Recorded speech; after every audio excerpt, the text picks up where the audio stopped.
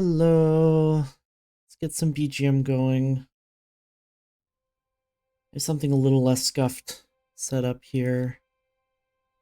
Planned here, I mean.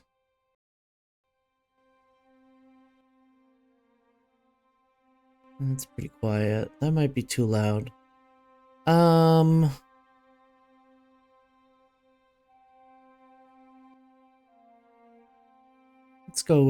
Let's go with this level.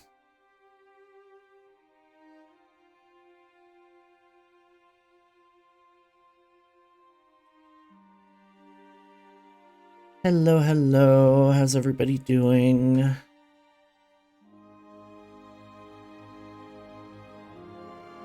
Yeah, I knew that was gonna get too loud. That's on the lowest volume. My goodness. This is probably okay. Let me know if the music's too loud. I might have to switch to something else for BGM.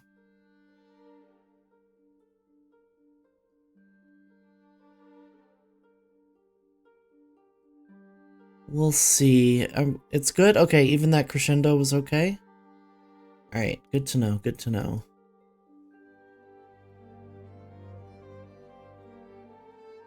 So, apparently I could have read this, like, right before I went to bed pretty early, but I could have read this before I went to bed.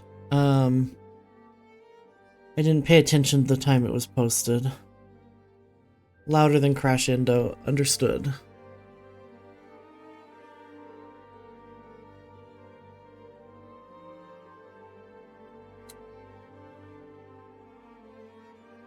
It is slightly too warm in here. I am a little tempted to stream without a shirt. Because we're getting into summer here, very much. I'll play it by ear. Okay, as with last week, please keep in mind the following, and I will try to point this out as we go as well. All the included screenshots show a work in progress and do not represent the final product, as we'll still heavily work on the expansion itself. This is especially true when it comes to several aspects of UI. Blah blah blah blah blah, and all values and numbers in those screenshots are subject to balancing and will change, so we're not going to go over the specific numbers, but we will go over the effects at least, shown in the screenshots. This might be a bit loud. I thought EU4 soundtrack was a good idea, but this is turned down as low as I can get it in YouTube. So I'm just going to talk normally over this. It's a little distracting for me though. Let me know if you can still hear me okay. But I'm going to try to adjust it a little bit on my end if I can. How could I do that? You hear me okay? Okay, that's good, that's good.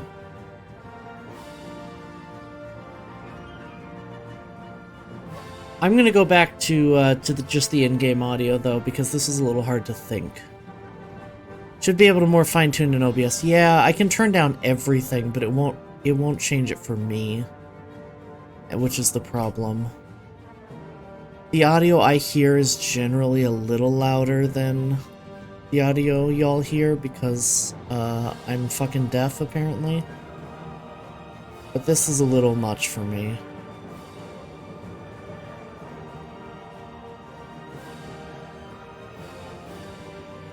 Alright, I'm gonna go with in-game audio. Or I'm just gonna skip ahead off of...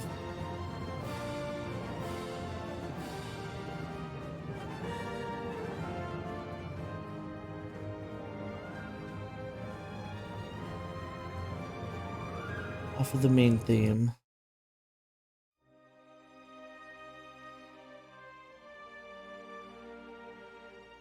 This might be better.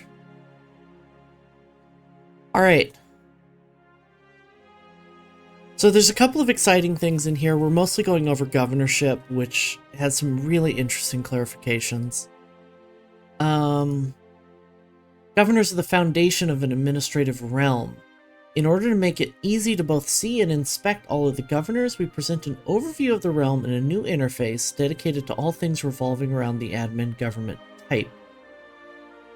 Here you can see who the different governors are, how good they are, which noble family they belong to, and their current line of succession. We want you to be able to get an at-a-glance view of not just the realm at large, but what themes you could possibly attempt to get your hands on and which themes your own family already controls. As a vassal, you'll have quick access to some common actions you may take towards the Emperor.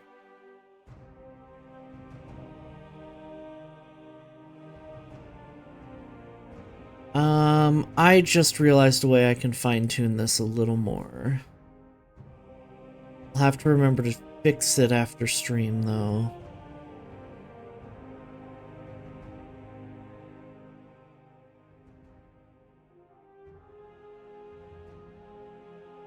There we go. That's much better. I can hear myself think now. So we saw some of the screen here, however the specific theme overview is new. Invest in candidates. I'm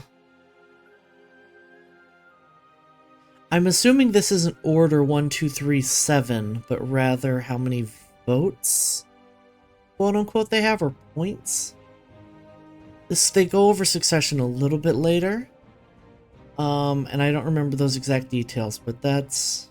Oh no, points are down here, so why is she 7? Is she maybe the player's candidate? Is in 7th place? Income is affected by the governor's efficiency. They go into this later as well.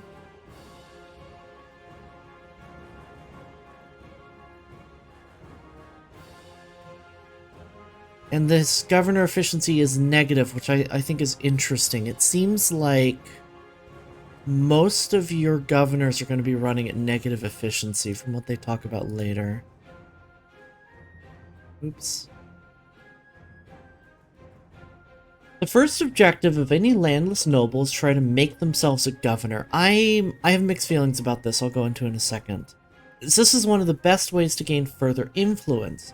Governors are the backbone of any administrative realm, and they have a significant impact on how well the realm performs, which is of key importance to the Emperor in particular. The thing I'm a little worried about is that landless gameplay is really going to be about trying to get landed. Which sounds kind of obvious, but if that's all it is, it's not going to be as fun of an experience to play as landed. If it's just a rush to get landed as soon as possible and an extra challenge. You know, whereas county level gameplay is kind of the same as duchy level gameplay, but you're still trying to get your duchy as soon as you can. I don't know, that makes me worried that landless gameplay is not going to have a lot going for it. But I could be reading too much into this, so we'll see. Any administrative vassal who holds land alongside a duchy, other than their family title or kingdom, becomes what we refer to as governors. When a character becomes a governor for the first time, they also get a governor trait. At first, this trait doesn't offer much value. As you gain trait experience and level it up, however, it starts providing more significant bonuses, especially in regard to the amount of influence you'll get, making the trait a great source of influence gain if you can get it to those higher levels. The rank of the trait can be seen as their overall experience as a governor, and the trait will level up as you perform your duties, handsomely rewarding you for your service towards the Empire. This isn't new, exactly, but the trait really not doing much of anything. In fact, in this screenshot, it doesn't do anything at level 1 or at level 0. I think it's great. You know, just because you have some experience doesn't mean you've learned anything from it. This is a good start. That's really all I have to say about that. And then obviously these numbers are subject to change, but these are nice bonuses. Especially just straight up skill increases. Really impressive. So, I'm curious to see what the final numbers are going to be. Unlike vassals of other government types, admin governors will normally only hold a single governorship at a time. This limit exists for two reasons. First is regarding immersion and logic. If you're appointed as governor of a province somewhere, you wouldn't also be appointed to a different province somewhere else. If you were, you'd take up your new position and be replaced as governor for your initial province by someone else. It's your job. If you're doing two jobs at once, you do worse at both of those jobs. Why would the Emperor give you two governorships? Secondly, we want to encourage the use of family members to a much larger extent for admin governments. Once you've secured a governorship for yourself, you'll have to start making use of your family. Having family members in high places allows for a wider spreading web of influence.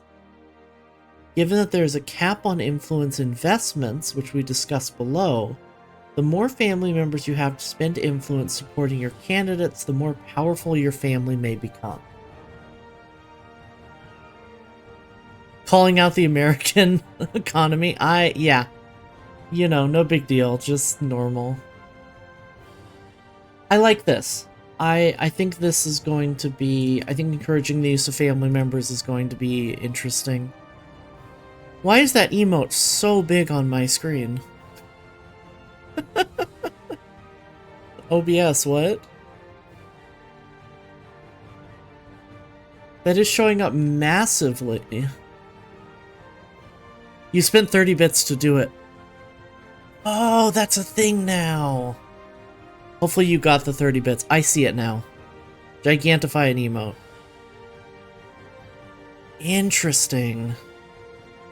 I assume I get the bits for that. Hey, good to see you.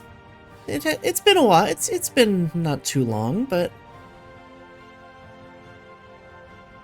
so I like the idea of making this a family game. I mean, again, I know this is historically based. This really does give me Dune vibes, and I really hope that admin governments open the way to Republic play, which is going to be really fun. Even if it's just republics as like a smaller administrative government, I really want to see trade republics be done well. And assigning and trying to get family members jobs. That's nepotism, baby. That's the era. We love to see that. Another limitation is that potential governors always have to be adults. Being a governor is much more a job than inheriting a regular title. If you happen to find yourself in a situation where you don't have any adult children, you would go back to being a landless noble. So there's one thing that's interesting, is playing as a landless noble as a child if you have a bad inheritance, and then having to fight your way back up and prove yourself as head of the house at 16 years old. Sounds really interesting. But again, if the whole point of being a landless noble is to get a governorship, then I don't know. How much is the focus going to be on landless gameplay? So that's something I'm concerned about.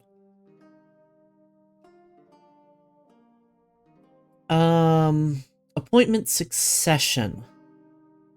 I'm gonna be on. We're gonna go slowly through this because this was going over my head when I was reading it earlier today. So I'm gonna have to like try and re-internalize this. Admin realms use a new form of succession called appointment. In its basic form, every character that is defined as eligible for a title is given a candidate score, which is based on a scripted value. This all makes sense. Some characters are not added to the succession list by default, but are only added after having received an investment by another character. So they don't really go over how a character is defined as eligible.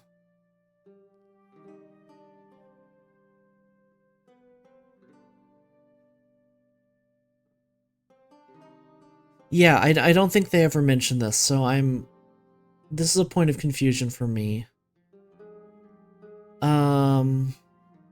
Is it characters who have governor traits already? Is it characters who... and characters who have been invested in? Is it characters of... is it just arbitrarily the game decides if you're playing as the Emperor? How does it decide who's invested as the next governor? I don't know.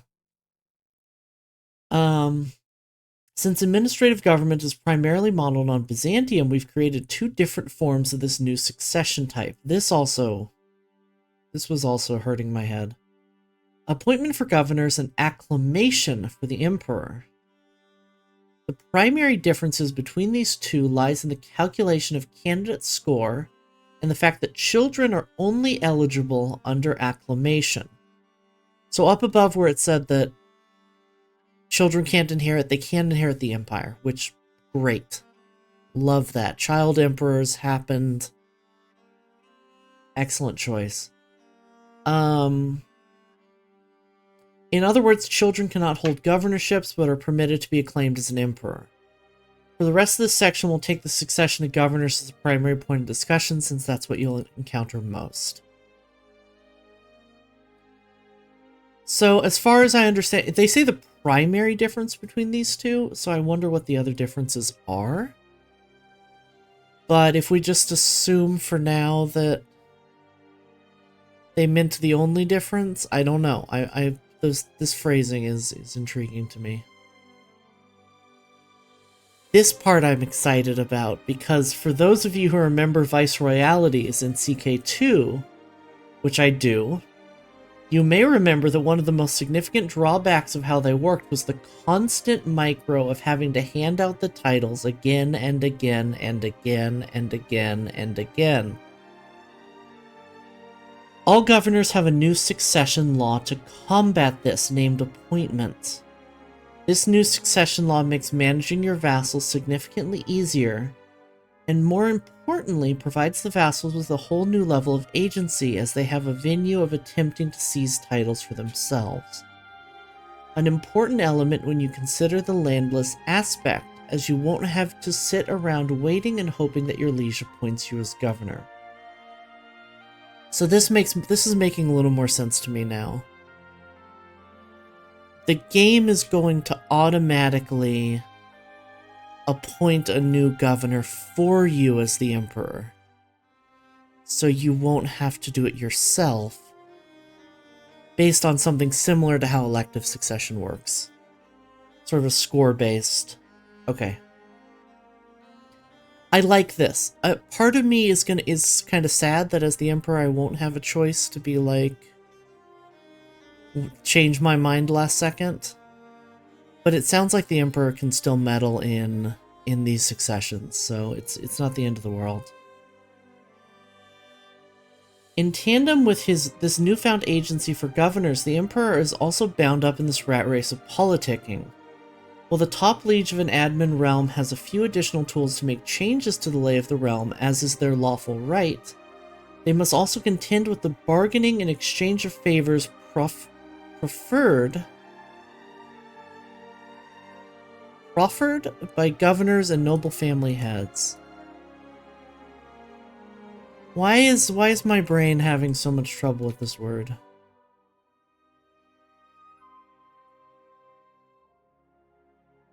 Presented for acceptance. I don't think I've heard this word before.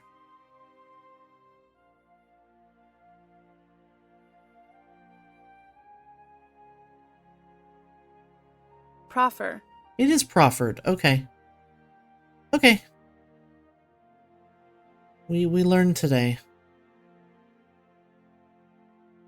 By default, any eligible family members of the governor will be added to the line of succession for any held governorship. Oh, here we go. Okay, this is what I was confused about earlier too.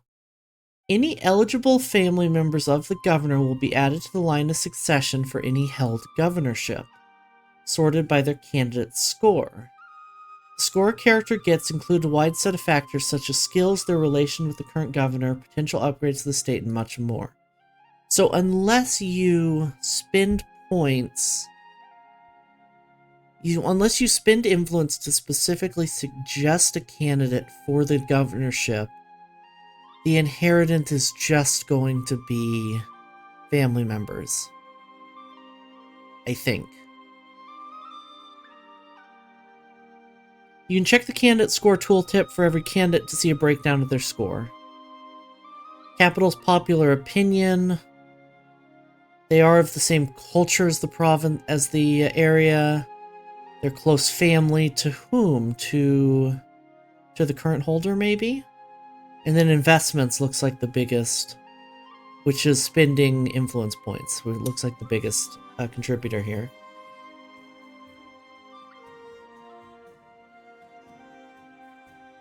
And I'm noticing that none of this is... Oh, skills. Here we go.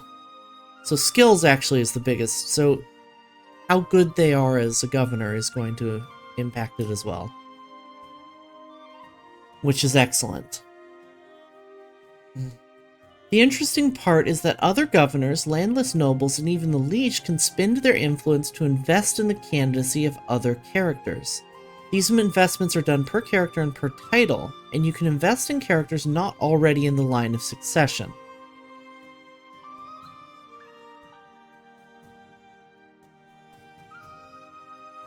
So, I thought this was interesting, having contribute enough influence to place first in line being an option. You can just send somebody, try and send somebody to the top, really push for them. If he gains the Byzantine Empire, you may reward his top non-house supporter. I'm not sure what that means, but that's interesting.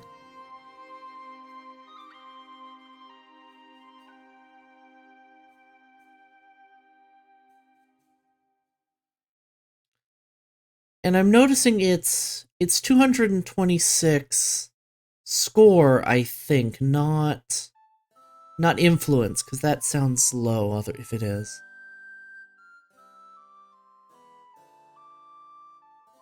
That said, we do impose an investment cap, which is calculated from a variety of factors, but is primarily based on your house's powerful family rating. This means that you can only invest up to a certain amount of influence per character per title, and that's directly proportional to the power of your house. This is great.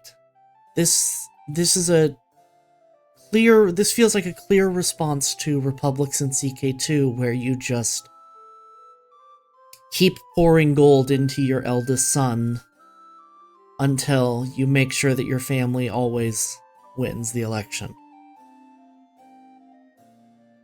This adds a little bit of uncertainty there for being able to keep your titles, which I think is going to be more interesting. Say you've hit the cap, but your candidate still isn't at first in line of succession.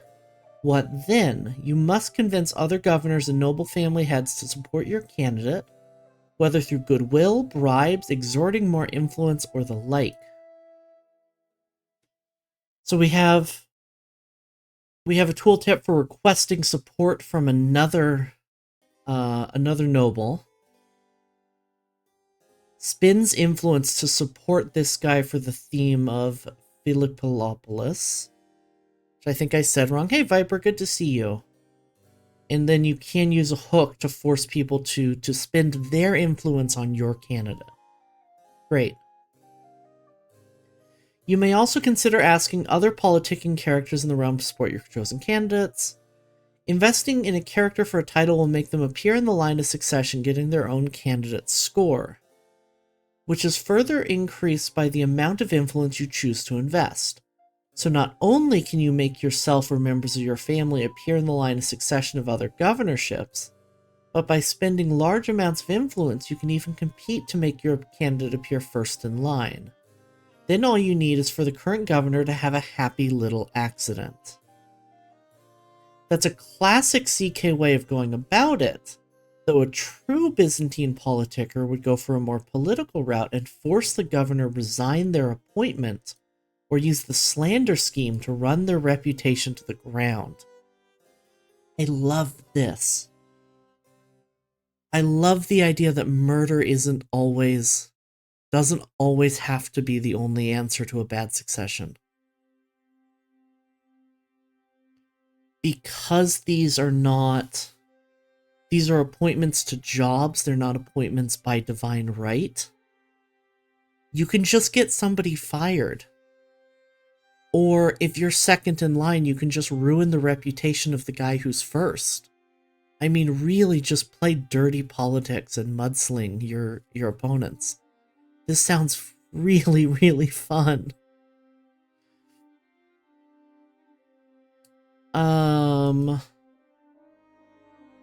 So a scheme to force governor resignation.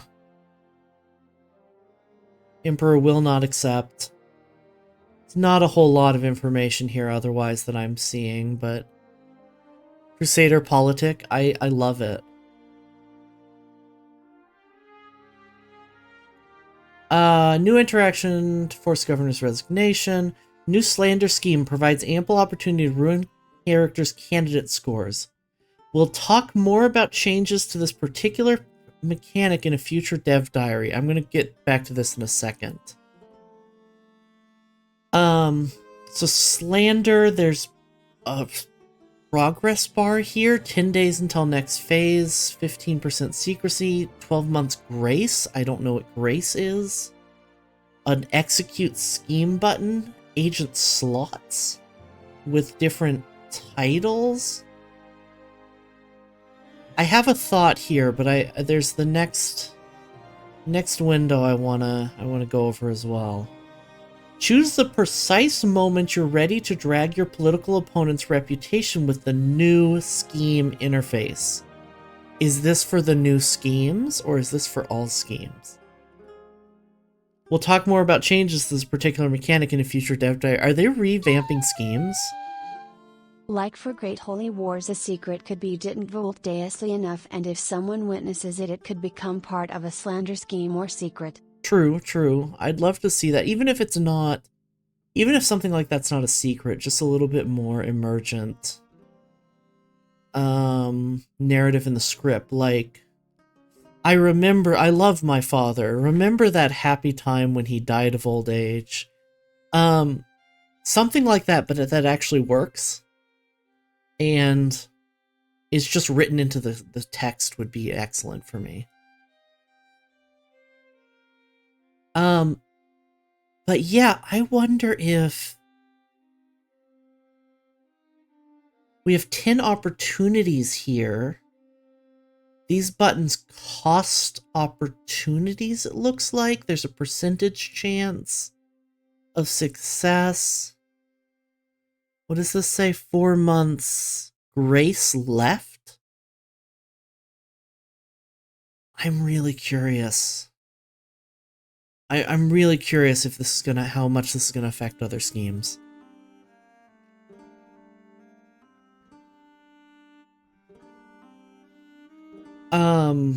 Like, I don't have anything else to say. I just, grace or race? I think it's grace, because that was the term they used up here. 12 months grace left.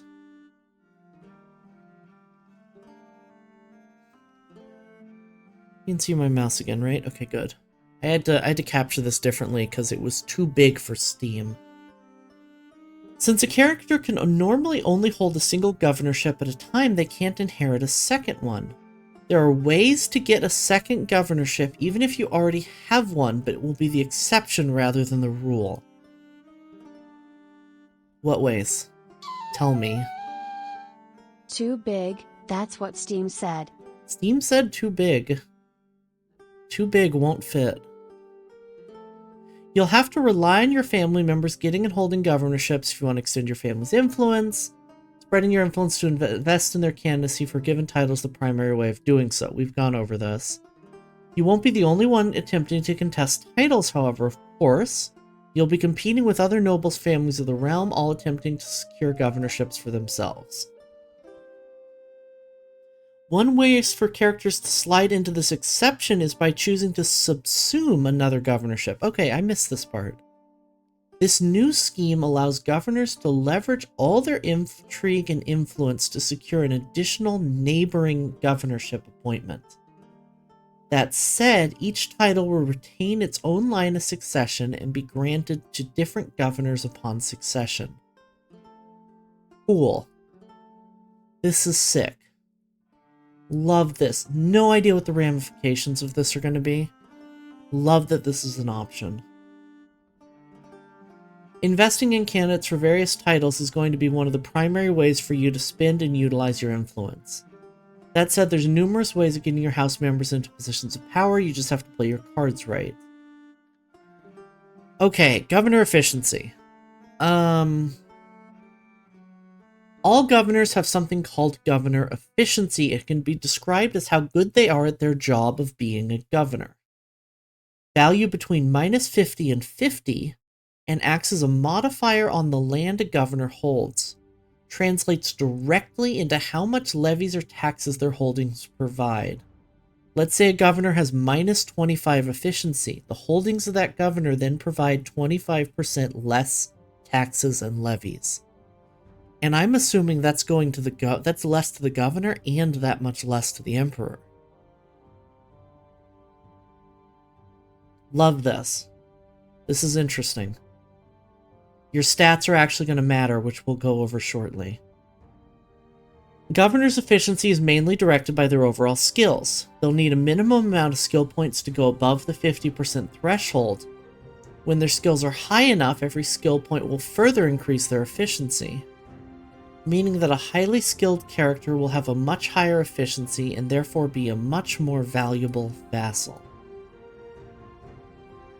While efficiency is mainly a measurement of a character's overall skill, there are a few other factors that greatly impact their total efficiency.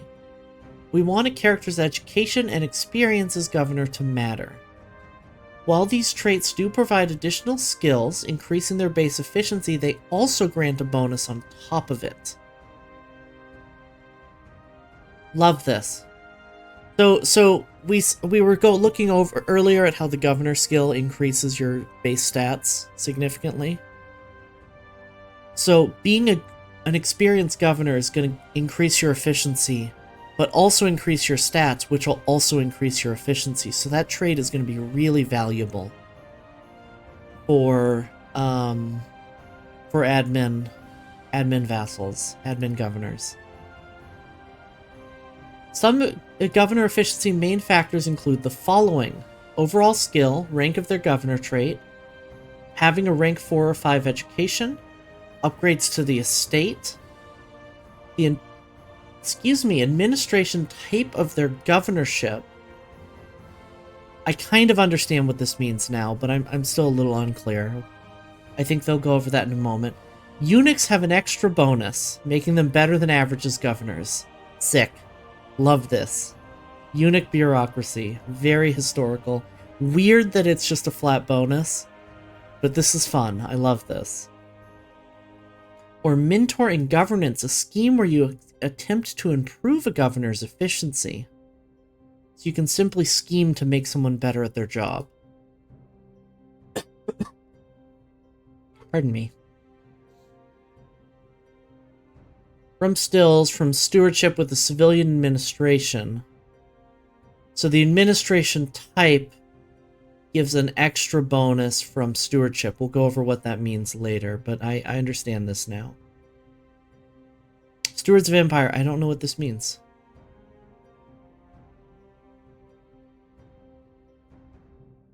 For convenience, we show a character's efficiency in the character view if a character is administrative, regardless of if they are a governor or not, or if they are completely landless. This makes it easy to see the efficiency of existing governors. Let's bring that back. If you want to be a governor or president or a congressperson, you need a bofidectomy. Just for the efficiency, though. Yeah, for the efficiency bonus. Makes it easy to see the efficiency of existing governors and the potential efficiency of a character you might want to appoint as governor. Makes sense. For the Emperor of an admin realm, this is handy for deciding who to appoint as governors if they have the necessary influence. For noble family heads, this is a good indicator of which family members will perform well and would therefore be good candidates. Sometimes these considerations will fortunately overlap, but more often than not there will be a wide-scale political friction amongst those jockeying for the same governorship. Cool. More politicking. That's what this is about. Now let's circle back to being a governor and the governor trait specifically. Idea for new emote, be right back lurk. Oh no. As we mentioned above, we'll gain trait experience for performing your duties as governor. This can be done in multiple ways. For example, you're expected to construct buildings in the holdings you control. Whenever a building finishes its construction, you'll gain some trait experience as well as some minor amounts of influence. Cool. The primary way of leveling up your governor trait is solving what we call governor issues. These appear on the map most often in the form of various issues you have to deal with for you to address as soon as you are able. Perhaps you have a large bandit presence you have to deal with utilizing your martial skill, or perhaps you have villagers complaining about an evil presence haunting them and pleading you for help. I didn't actually look at this. Your attention is required, Strategos. Outlaws and unruly nomads beset this region of your theme. For locals to be safe, for traders to move freely, they have to be dealt with. Upon success, you may choose between an assortment of rewards, including trade experience, gold, influence, prestige, piety, and improvements to your holdings. Take contract.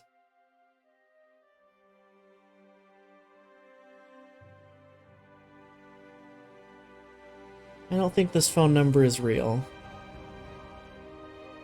So they can leave a message if I'm wrong. Most of the governor issues are problems you have to solve in some way. But not all of them are issues. They can appear as opportunities or as rewards for being in the right place at the right time. If you have baronies with farmland terrain present in your governorship, you might enjoy a higher chance to reap the benefits of a bountiful harvest, allowing you to choose what to do with the surplus. Are you the diligent governor who provides for the people, increasing development and granting your governor trait experience in the process? Perhaps you would rather donate it to charity and gain some piety. Or are you the type of governor to sell it and keep the gold for yourself, losing trait experience as a result? I have mixed feelings about this. I think this just sounds like the wrong option. And I don't like when there's right and wrong choices in these events. Because if you're losing governor trait experience, then you're losing governor efficiency, which means you're losing money in the long run.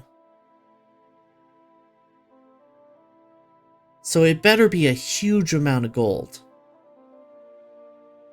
to be worth the long-term losses from governor efficiency.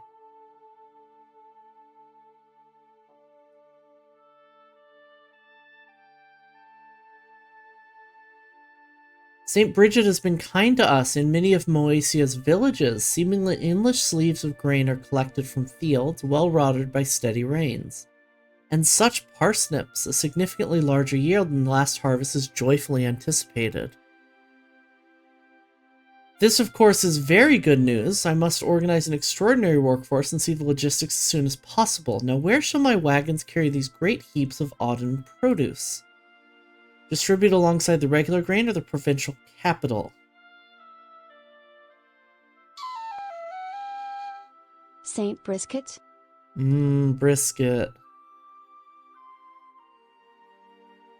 As an aside, you may also notice the colorful new art gracing the title of the event shown above. We've added colored banners and event titles so they'll match the relevant icon. This is of course editable in script should you wish to insert custom art in a mod. It's nice. It's not a huge change, but I think it looks nice.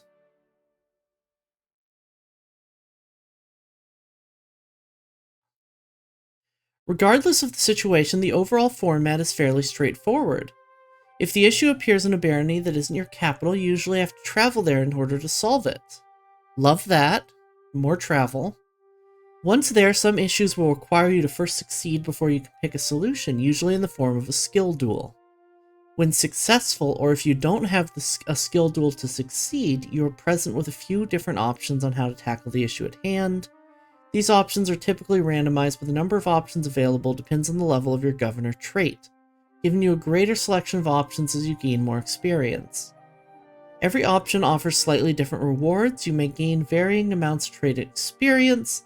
Some will offer you some gold or prestige. Perhaps your character gets a modifier with some long-term benefit, etc.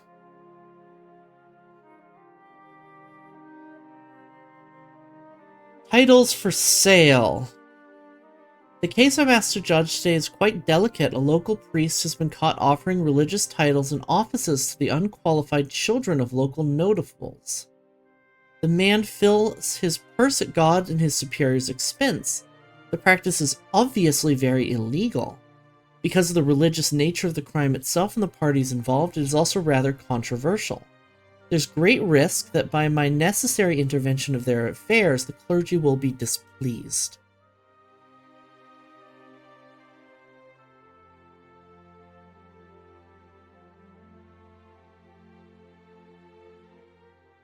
You will get a governor issue every few years or so. They're not meant to be very frequent, but still be something you get on a somewhat regular basis. The issues you get will, to some extent, reflect your theme and how it's being managed. They offer you a unique experience that is you, the governor, who that it is you, the governor, who has the responsibility to manage the land you are appointed, and to solve any issues that may appear. Unlike a feudal structure where each subject has to manage their own lands.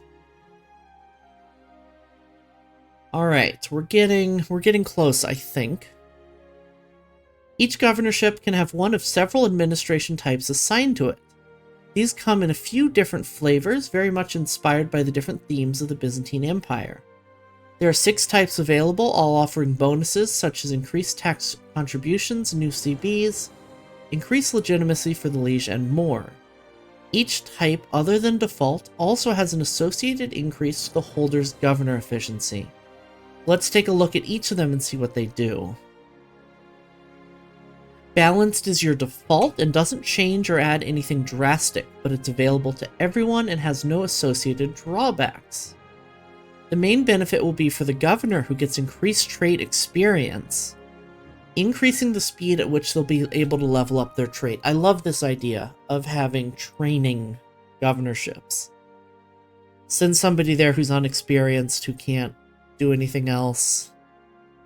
Let them move up and assign them to your more important themes. I don't know how practical that's going to be, but I love that this is an option. A civilian administration is all about improving the economy and encouraging overall development. An empire won't last long without a solid foundation. Here, your governor also gains a bonus to their efficiency based on stewardship, and it all comes at the cost of reduced military capacity. So this is the tooltip we were seeing earlier. So just a little stewardship matters a little bit extra for these themes. And all these numbers are subject to change, but we're looking at more tax, less levies, less men-at-arms, cheaper building construction, cheaper and faster buildings, more development growth. Sounds great, especially for a province with lots of farmlands that's in the middle of the empire. The opposite of civilian administration, military administration focuses on troops, by increasing the number of troops you have access to and keeping the land safe. Marshal is the name of the game, and the governor gets an efficiency bonus from their own martial skill. The drawback is you'll greatly reduce the theme's economic output, but the best defense is a good offense, as they say. So kind of the opposite. More men-at-arms damage, max men-at-arms regiments, less development growth, but not... oh, less taxes, but more control growth. So this could be the kind of thing that you might want to micromanage, or you may just want to have a few military themes scattered about for that better men-at-arms damage. Here's where things start getting interesting. A frontier administration can only be used for themes along the border. It gives the governor hefty defensive bonuses to give you a much easier time defending against invasions. It also gives the vassal access to the new CB Duchy expansion. This allows the vassal to expand the realm more easily without the emperor having to go to war. Does this expand the theme? Does this give them an additional governorship? How does this work? I have lots of questions that there aren't answers to yet. So tax and levies stay the same. Huge defender advantage. Hostile county attrition, fort level for all provinces is incredible. Hostile raid time down. Love that. Y'all know how I like defensive play, even if it's not very meta. Okay, this I'm confused by, but we're gonna go over it again. The Imperial Administration type is inspired by how certain themes within the Empire were considered to have a higher seniority than others. It would lead to a few themes being seen as more prestigious and more valued compared to others. As such, a theme under Imperial Administration provides a lot of prestige, and leans more into the influence and political part of an administrative realm. But then only a single theme can have the Imperial Administration, so a few themes were seen as more prestigious and valued, but only one can have it. I don't know.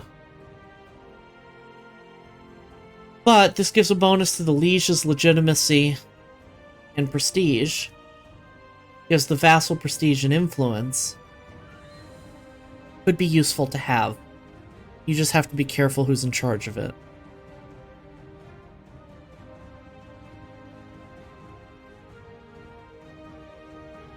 Stream talk? Let me take a look.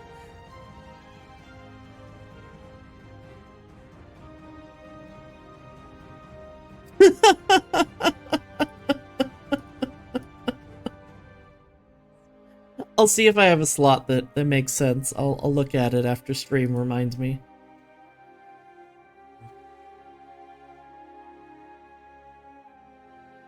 Byzantium wouldn't feel complete without some form of naval-themed themes.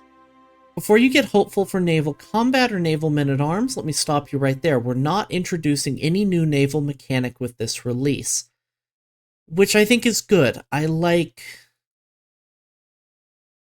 the way navies work right now, even if having naval combat would be interesting. A naval administration can be seen as something between civilian and frontier. Gives you some economical advantage by increasing the development growth, portrayed as increased trade and overall naval activity, as well as some military perks. The governor gains access to the Naval Duchy Expansion CB, alongside bonuses such as reduced embarkation cost and coastal advantage, making it considerably easier to invade other realms across the Mediterranean. It goes without saying that the theme has to be situated on the coast. So the liege gets embarkation cost and naval speed, which is incredible. 10% embarkation cost, subject to change. I mean, if you have 5 of these in a place like, I don't know, the Eastern Mediterranean and Anatolia and Greece, which has a lot of coast, you could easily get your embarkation cost very, very low. And the vassals also have embarkation cost, naval speed, coastal advantage, no advantage penalty from disembarking, huge, and dev growth. This seems really powerful right now.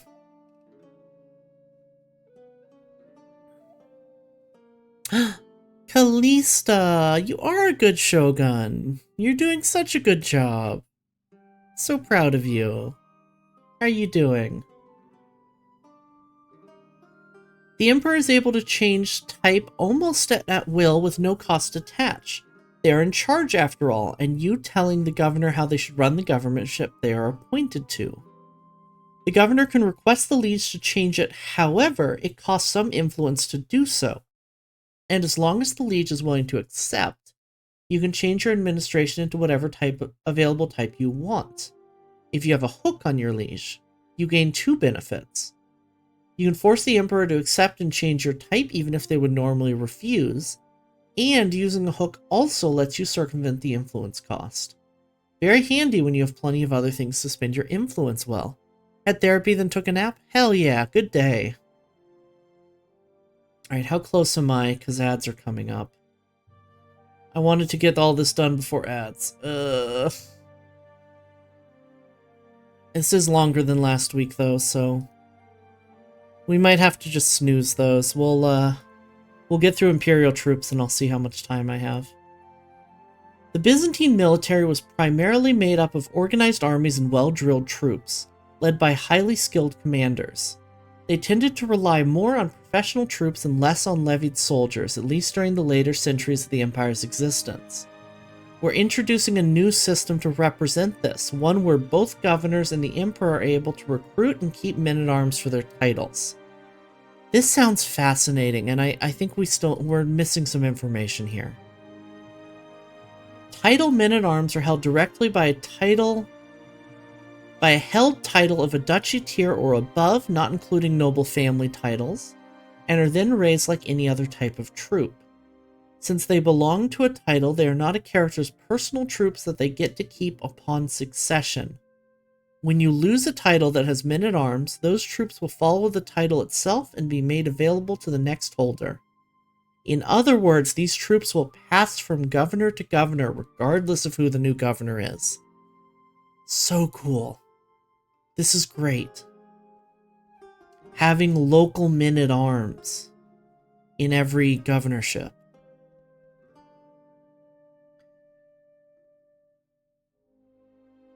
Turned it into a meme. Understandable.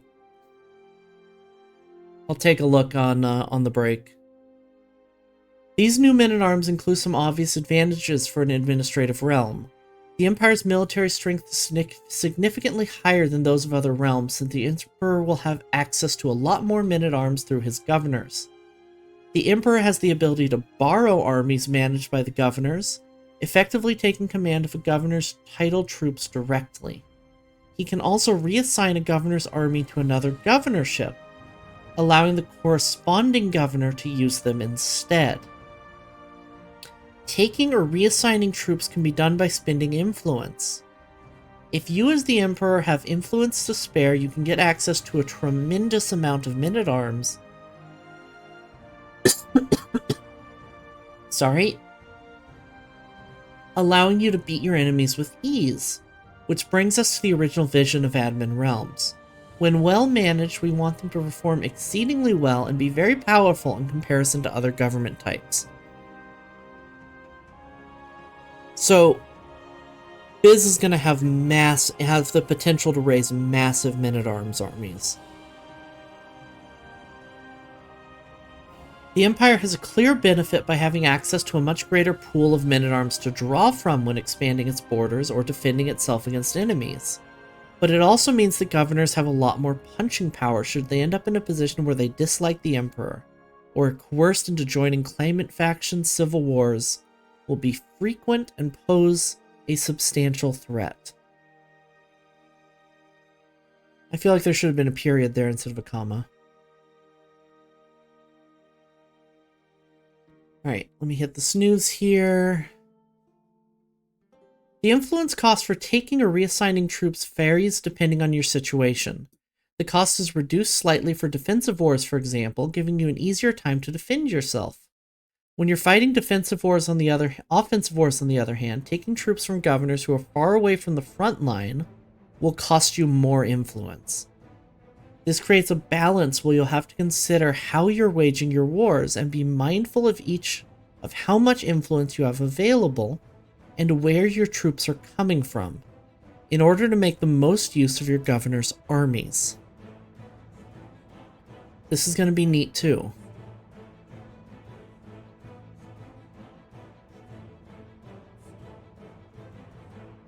Title men-at-arms have two further considerations. They can be stationed just like personal men-at-arms. The governor is expected to recruit troops for their theme and station them within the theme's domain. Additionally, title men-at-arms are affected by the governor efficiency of the title holder, Just as the efficiency increases or decreases the amount of taxes of a holding, so too will efficiency affect the status of a title's troops. Yes, this does mean that if you have really good governors available, their troops are going to pack quite a punch.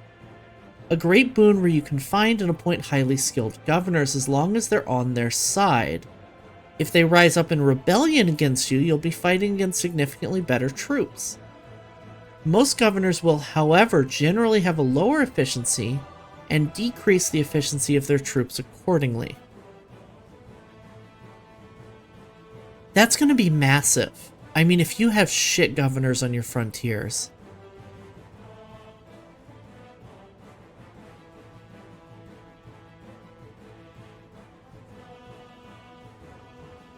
So that's plus accolades and culture buffs? Yeah. But governor efficiency can be negative too.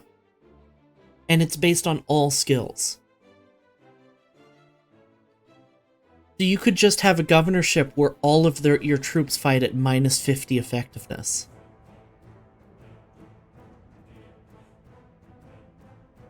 Like this guy has minus 24.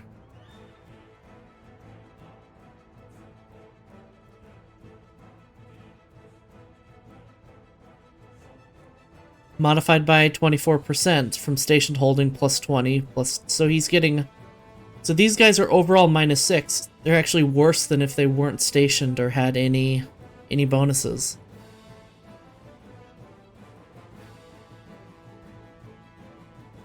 Also, hi, how are you doing? Alright, can I keep pushing off until ads? We can try.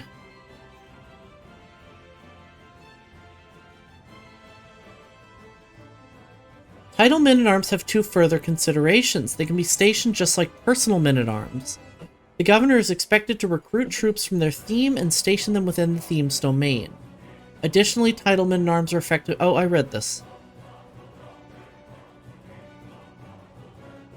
Most governors will, however, generally have a lower efficiency and decrease the efficiency of their troops. I usually just appoint morons and ugly possessing seconding positions so they spend the next several decades infighting.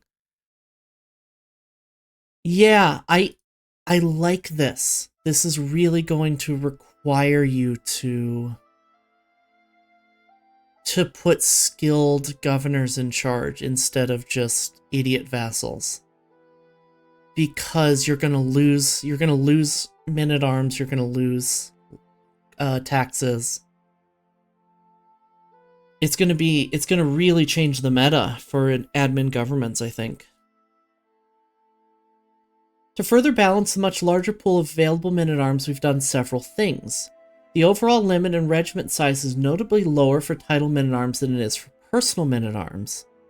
As the realm expands, you'll have more titles and thus gain more troops.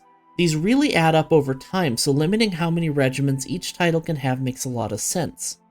Currently, the limit for titles will also not increase with eras or innovations, meaning that expanding the realm is the primary way to get more of them, which meshes well with the idea that an administrative realm is meant to become a large and sprawling empire. Another balancing factor is that admin rulers will have less space from personal men-at-arms. Both the regular men-at-arms limit and the men-at-arms size are reduced, allowing them to field less personal troops than other government types. The availability of title troops makes up for it to a large extent, but the focus here is less on personal troops and more on providing the empire with efficient armies.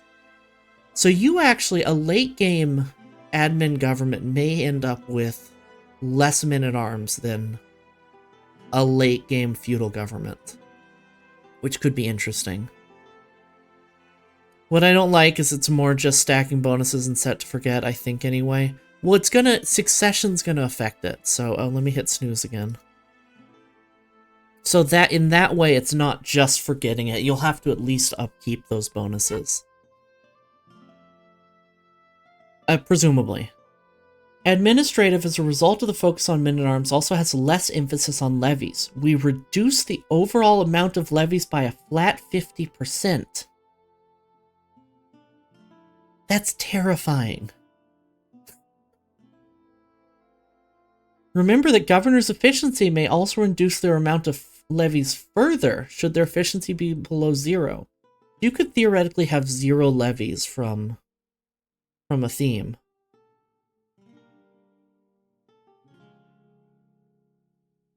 I'm not going to be able to finish this before ads. I don't think I can read all this in 10 minutes.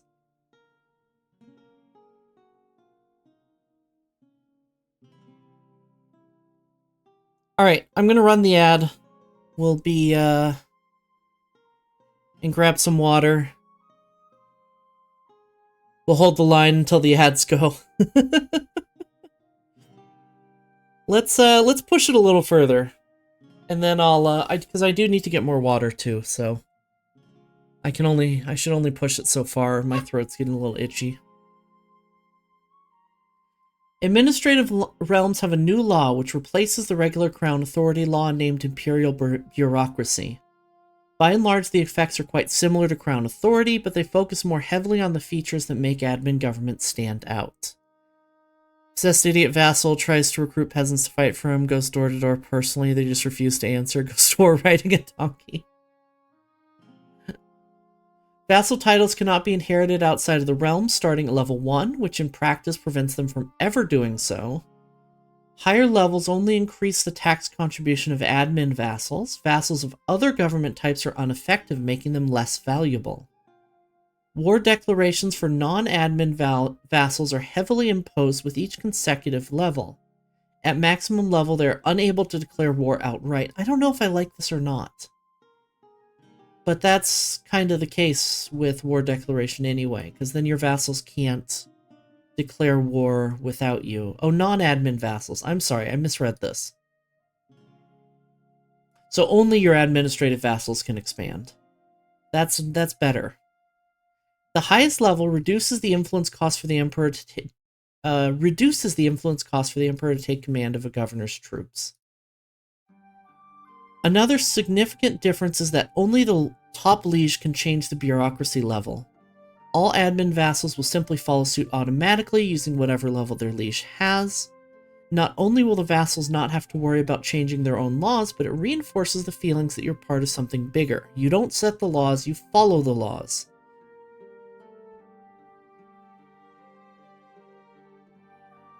Any vassals of other government types will retain their corresponding authority law, crown, or tribal authority. These work as per usable, where the vassal can change the level independently from what their liege has. Alright, I'm going to run that ad, and then we'll finish up. We have, I think, 2 more sections to go. 3 more sections to go, and then we'll get to actually playing the game. Everybody get up, stretch, get some water, make a sandwich, make some coffee. Take care of your meat vessel. It's important, if only because it's the only one you've got. We'll be back in 3 minutes after I have hydrated. And I will see you there in a sec. Alright.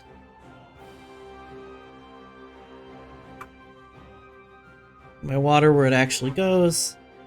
With the variance of leadership and governance that can occur within admin realms, the time has finally come to implement a feature like state faith. In admin realms, the faith of the top liege and the faith associated with the empire in general have been separated.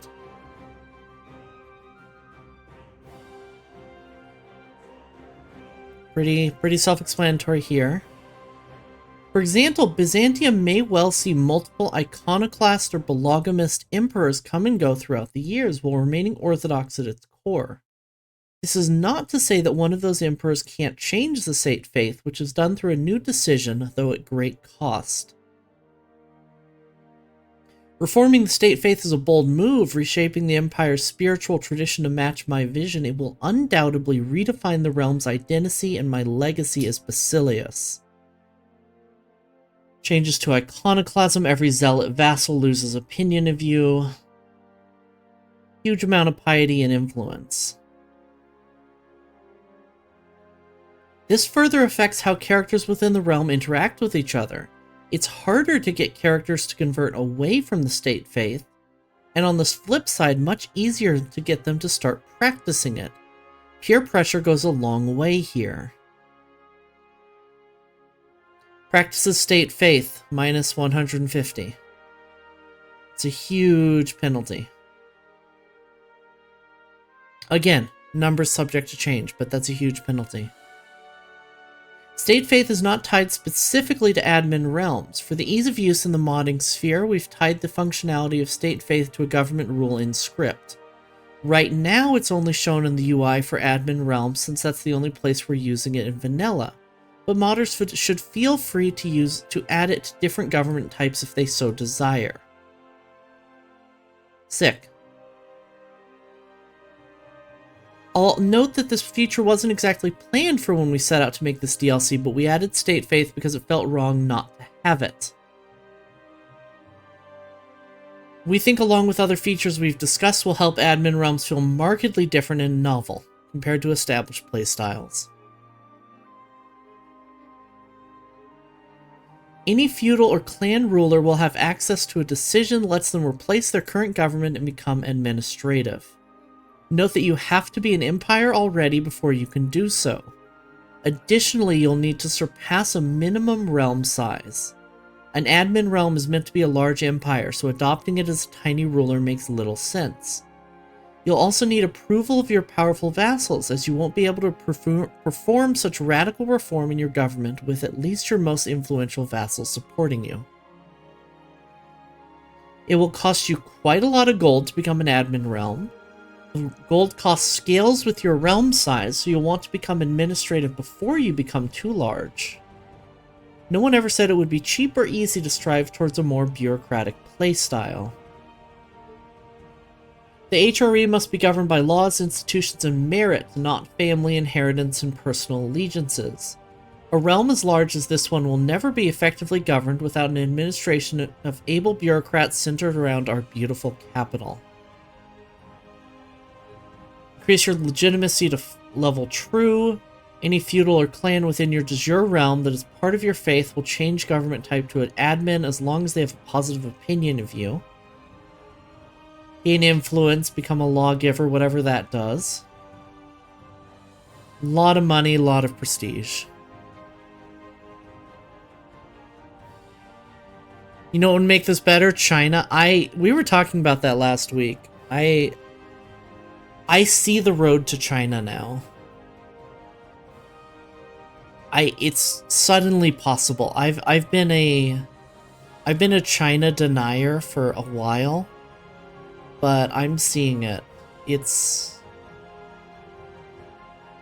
a potential future. Upon taking the decision, the vast majority of your vassals will change governments alongside you, though not everyone probably will. Your powerful vassals will always change government since you need their approval. Other vassals are less eager. Vassals of a different faith will likely not accept, since it's your own faith that will become the new state faith. And if your empire is fairly vast already... Yeah, China is gonna become a new type Eastern administrative, that's my money bet. Oh yeah, probably. It may not even be a new type of administrative. They may just use administrative government at that point. And if your empire is fairly vast already, any non-de jure vassals you have will also not become administrative. Fortunately, you do have tools available to convince these vassals to become a part of your bureaucracy sooner or later. A new character interaction allows you to spend gold in an attempt to make non-admin vassals adopt your new government type. Do note that the requirements are still pending, as they may change depending on overall balance and what feels right as you take the decision. So a lot of this is up in the air, but it's interesting. And then I think finally we have historical administrative realms. Since the content focus of Road to Powers is centered on Byzantium, we have not applied administrative government to any other realms on game start by default. We'll discuss content a bit later on this summer in the dev diary about Byzantine flavor, but to suffice it to say, I'm losing the ability to speak. that the content for admin realms is greatly inspired by Byzantium with not being completely locked into that cultural context. We know players will be itching to try out admin in other places, and while they can always convert from feudal clan to admin as shown above, we thought it would be fun to add a few historical game rules that can set the following realms. Government type is admin on game start. So there is the option for Egypt, Arabia, Ghana, Kabulistan, Persia, the Maghreb, the Carolingians, Talaliakam? I think that's in India? Oh, Talalakam. Or all players to admin by default. If you just want to skip all of that and have admin as an option, you can set that in the game rules. To give you a taste of how this looks, feast your eyes on an administrative Arabian empire with our lovely new admin UI panel.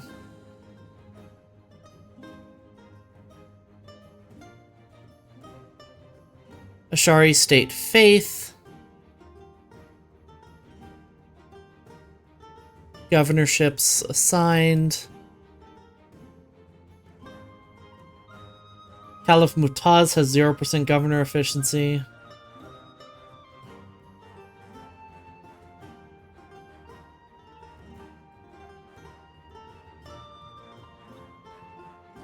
And there we go, that should cover the fundamentals of admin, our new government type, and we hope to have given you an idea of how it plays. Join us again next week as we cover the details of our new start date and its 2 associated bookmarks. So we're doing this again next week. Oh, I'm out of breath. That was a lot of reading.